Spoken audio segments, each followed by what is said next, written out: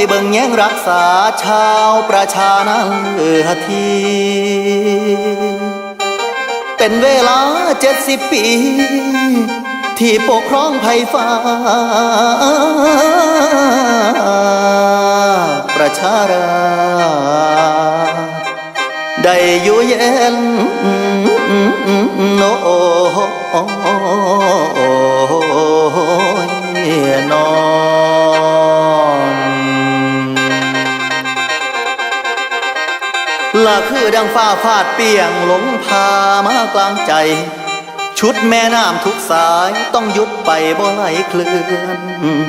ดินสะเทือนถึงแผ่นฟ้าหมอกคุ้มเกตคุ้มหนาพระจันทร์จ้าทรงกบซองความเงียบเขาครอบครองแดนสวรรค์เปิดปองแล้วคือดวงแก้วผู้สิไกลสุดอะไรเหนือเก้าพระเจ้าใหญ่องค์ผู้มินเทวดาเดินดินโลกทั่วทินได้ย่อยองไทยทั้งพองระงมเศร้ามองหน้ากันอันใจเหงาเบิดคำว่าน้ำตาลัง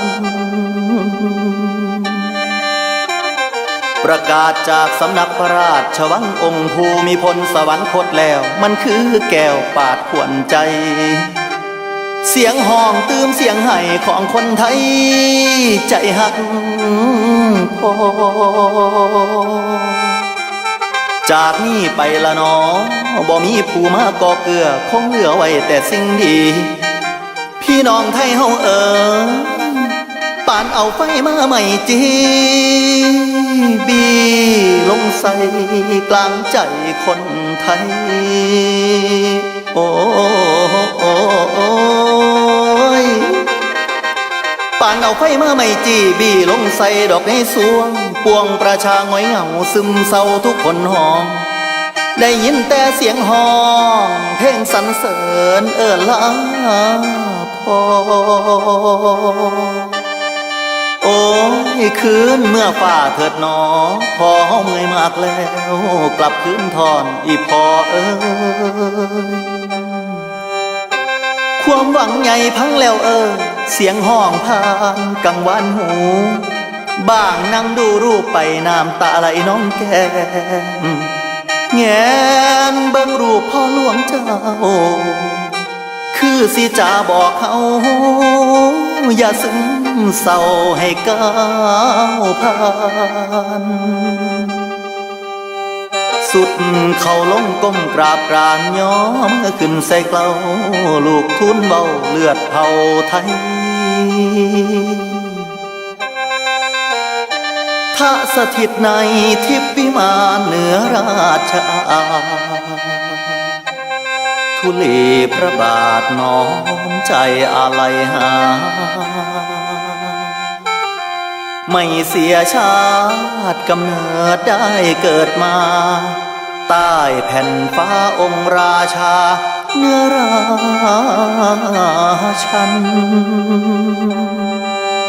ถึงชาติพบต้องจบลงณตรงหน้าลูกสัญญาจะทำดีเพื่อสืบสานแผ่นดินพ่อ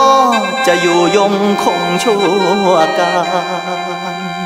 พระศพท่านก้มกราบลาน้อมอาลัย